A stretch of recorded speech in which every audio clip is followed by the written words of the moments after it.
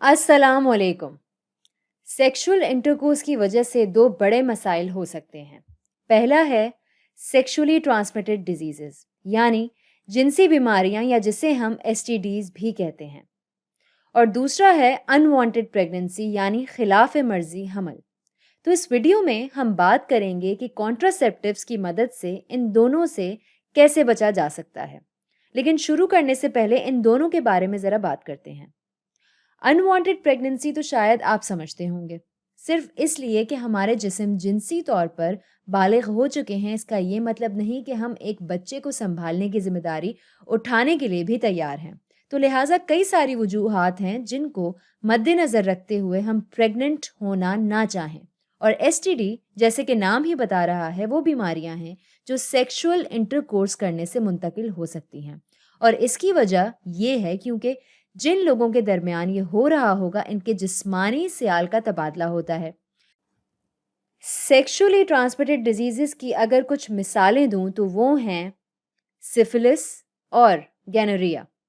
یہ دونوں bacterial infection کی وجہ سے ہوتی ہیں، اور اب ہمارے پاس ہیں HIV ایڈز اور وارٹس۔ یہ ایڈز جو کہ سب سے خطرناک بیماریوں میں سے ایک ہے، اور یہ دونوں وائرل انفیکشن کی وجہ سے ہوتی ہیں۔ یہ ہو سکتا ہے آپ کو یاد رکھنا پڑے امتحانوں کے لیے، ٹھیک ہے؟ تو اب بات کرتے ہیں کہ ان کو روکنے کے لیے کیا کیا کیا جا سکتا ہے۔ ہم روک سکتے ہیں ایک چیز کو استعمال کر کے، اور وہ ہے کانٹراسیپٹیوز۔ تو یہ کانٹراسیپٹیوز ہے کیا؟ آسان الفاظوں میں ہم کہہ سکتے ہیں کہ یہ وہ آلات یعنی ڈیوائسز یا طریقے یعنی میتھڈز ہیں جن سے حمل کو روکا جا سکتا ہے، یعنی پریگننسی کو روکا جا سکتا ہے۔ تو کانٹراسیپٹیوز کا خیال زیادہ تر تب ہی آتا ہے جب ہم انوانٹڈ پریگننسی کی بات کرتے ہیں۔ تو ہمارے پاس کتنے مختلف قسم کی کانٹراسیپٹیوز ہیں؟ بنیادی طور پر ان کو 3 مختلف اقسام میں تقسیم کیا جا سکتا ہے۔ ہمارے پاس ہے ہارمونل، میکینیکل بیریئرز میتھڈز اور سرجیکل میتھڈز۔ شروع کرتے ہیں میکینیکل بیریئر سے۔ یہ کیا کرتے ہیں؟ جیسے کہ نام ہی بتا رہا ہے، یہ ایک بیریئر یعنی رکاوٹ کی طرح استعمال میں آتا ہے، لیکن رکاوٹ کس چیز کی؟ یہ سیال یعنی فلوئڈز کے لیے رکاوٹ کا سبب بنتا ہے، اور یہ یقینی بناتا ہے کہ کسی قسم کے سیال کی ادلا بدلی نہ ہو ان لوگوں کے درمیان جو سیکشول انٹرکورس میں ملوث ہوں۔ تو یہاں پہ نو فلوئڈز ایکسچینجڈ یعنی سیال کی ادلا بدلی نہیں۔ اس کی مثال ایک ہوگی کانڈمز۔ مردانہ کانڈمز کو ایک میل پارٹنر یعنی کہ مردانہ پارٹنر پہن سکتا ہے۔ ہمارے پاس زنانہ کانڈمز بھی ہیں جو کہ ایک خاتون یا فیمیل پارٹنر ویجائنا میں استعمال کر سکتی ہیں۔ دونوں صورتحال میں یہ بات یقینی ہو جائے گی کہ کسی بھی قسم کے سیال کی کوئی ادلا بدلی نہیں ہوگی۔ اس کا مطلب یہ ہوا کہ سیمن کبھی بھی ویجائنا تک نہیں پہنچ پائے گا، نہ ہی اسپرمز کسی ایگ تک، جس کے بغیر پریگننسی ممکن ہی نہیں ہے۔ اور چونکہ فلوئڈز بالکل بھی ایکسچینج نہیں ہوں گے، آپس میں ادلا بدلی جب نہیں ہوگی، اسی لیے STDs بھی نہیں ہو سکتی، یعنی کہ سیکشولی ٹرانسمیٹڈ ڈیزیزز نہیں ہو سکتی، اور ان کو بھی روکا جا سکتا ہے۔ ایک بات یہاں پر واضح کرنا چاہوں گی کہ جب میں کہتی ہوں کہ یہ روکتا ہے STDs اور پریگننسی سے، تو میں یہ نہیں کہہ رہی کہ 100% ایسا کرتا ہے۔ یہ کانٹراسیپٹیوز کبھی بھی 100% نہیں ہوتی، تو یہ پریگننسی کے امکانات کم کر دیتی ہیں، STD پکڑنے کے امکانات بھی کم کر دیتی ہیں۔ اب آگے بڑھتے ہیں اگلی کانٹراسیپٹیوز کی اقسام کی طرف، اور وہ ہے ہارمونل میتھڈ۔ جیسے کہ نام ہی بتا رہا ہے، اس میں ہم ہارمونل لیول کو ہی بدل دیتے ہیں، ایک طرح سے ہارمون امبیلنس کر دیتے ہیں۔ وہ کیا کرتا ہے؟ زنانہ ریپروڈکٹیو سسٹم میں کچھ طرح کے ہارمونز کی وجہ سے ہی ایگز پیدا ہوتے ہیں، تو اگر ان ہارمونز کا لیول ہی بدل دیں تو ایگ کے رہا ہونے کے عمل کو ہی پوری طرح سے بدل سکتے ہیں۔ تو اس میتھڈ کی وجہ سے ہی ایگ کے رہا ہونے کا عمل اثر انداز ہو جائے گا۔ اس کی ایک مثال دیتی ہوں۔ یہ اورل پلز یعنی کھانے والی گولیوں کی مدد سے کیا جاتا ہے۔ کچھ اورل پلز پورے ہارمون لیولز کو بدل سکتی ہیں، جس کے نتیجے میں ایگز کبھی بھی ریلیز نہیں ہوں گے اور فرٹیلائزیشن کبھی بھی نہیں ہو پائے گی۔ کچھ پلز یہ یقینی بنا دیں گی کہ اگر ایگز رہا بھی ہو جائیں تو وہ گولیاں ان کو مار دیں۔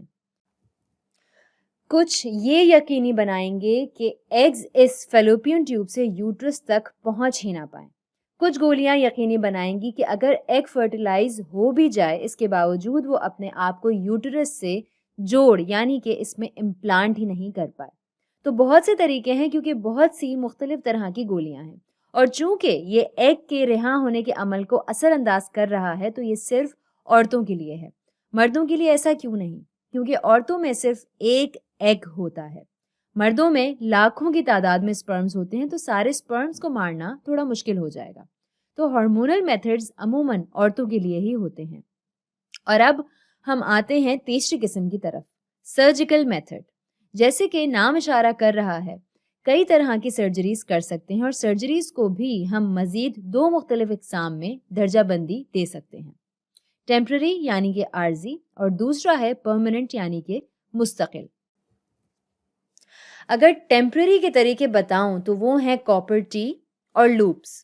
تو اگر آپ پوچھیں کہ یہ کرتی کیا ہیں تو میں بتاتی ہوں کاپر ٹی کی مثال دے کر۔ تو یہ ہے ایک تصویر کاپر ٹی کی جو کہ ایک یوٹرس کے اندر انسٹال ہوئی بھی ہے یا لگی ہوئی ہے۔ اس کو کاپر ٹی اس لیے کہتے ہیں کیونکہ یہ ٹی کی طرح دکھتا ہے، یہ بہت لچک دار ہوتا ہے، اس لیے بڑی آسانی سے اندر ڈالا جا سکتا ہے، اور اس میں کاپر ہوتا ہے۔ پتہ یہ چلتا ہے کہ کاپر جو ہے وہ امیون سسٹم کو اپنی طرف متوجہ کرتا ہے، اور امیون سسٹم سپرم سیلز کو مار سکتا ہے۔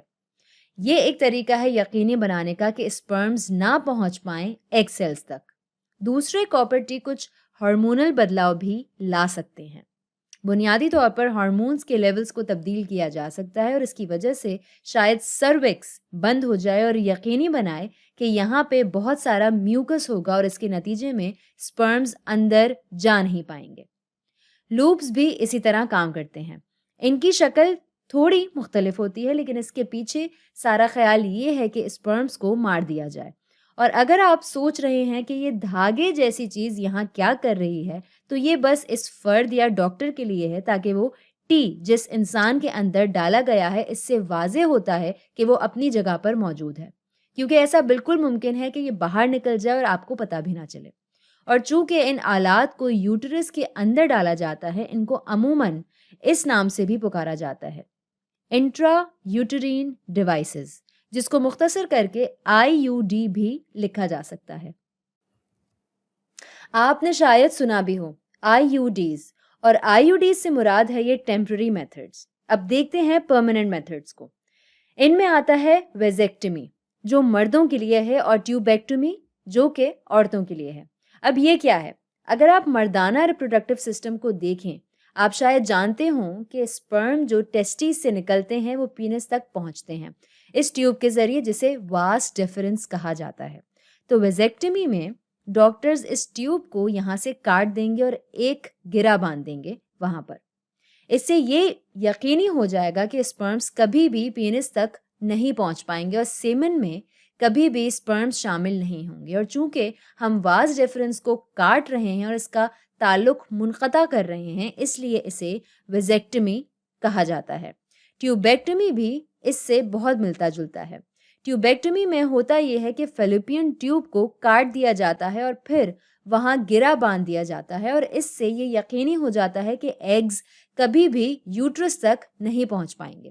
اور چونکہ ہم فیلوپین ٹیوب کو کاٹ رہے ہیں، ہم اس کو ٹیوبیکٹمی کہتے ہیں۔ جانے سے پہلے کچھ بتاتی چلوں کہ ان دونوں طریقوں میں اگرچہ یہ پریگننسی کو روکتے ہیں یا کوشش کرتے ہیں روکنے کی، ان دونوں طریقوں میں جسمانی سیالوں کی ادلا بدلی ضرور ہوتی ہے، جس کا یہ مطلب ہے کہ یہ STDs کو نہیں روک سکتی۔ یہ بہت ضروری ہے، یہ نہیں روکتی STDs کو، اور STDs کو روکنے کے لیے ضروری ہے کہ میکینیکل بیریئرز کو ہمیشہ استعمال کیا جائے، اور ان چیزوں کی وجہ سے مضر اثرات ہو سکتے ہیں۔ مثال کے طور پر جلد میں الرجی ہو سکتی ہے کانڈمز استعمال کر کے۔ ہارمونل امبیلنس سے عموماً کوئی نہ کوئی مضر اثرات ضرور ہوتے ہیں، اور سرجریز میں پیچیدگیاں ہو سکتی ہیں، کئی طرح کی تنگی ہو سکتی ہے، اور بہت ساری چیزیں۔ یہ پڑھنے لکھنے تک ٹھیک ہے، اگر آپ کو کبھی ان چیزوں کی ضرورت پڑے تو ڈاکٹر سے مشورے کے بغیر کبھی بھی نہ استعمال کریں، جیسے کہ گائنیکالوجسٹ۔ میں ڈاکٹر نہیں ہوں، میں صرف پڑھا رہی ہوں۔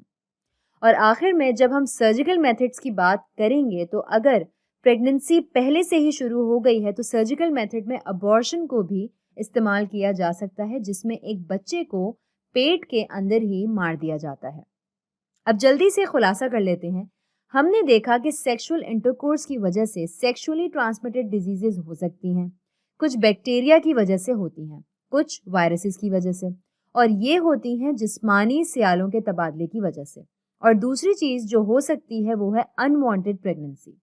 تو ان کو روکنے کے لیے ہمارے پاس ایک چیز ہے کانٹراسیپٹیوز، جو عموماً ان طریقوں یا آلات کو کہتے ہیں جن سے پریگننسی کو روکا جائے۔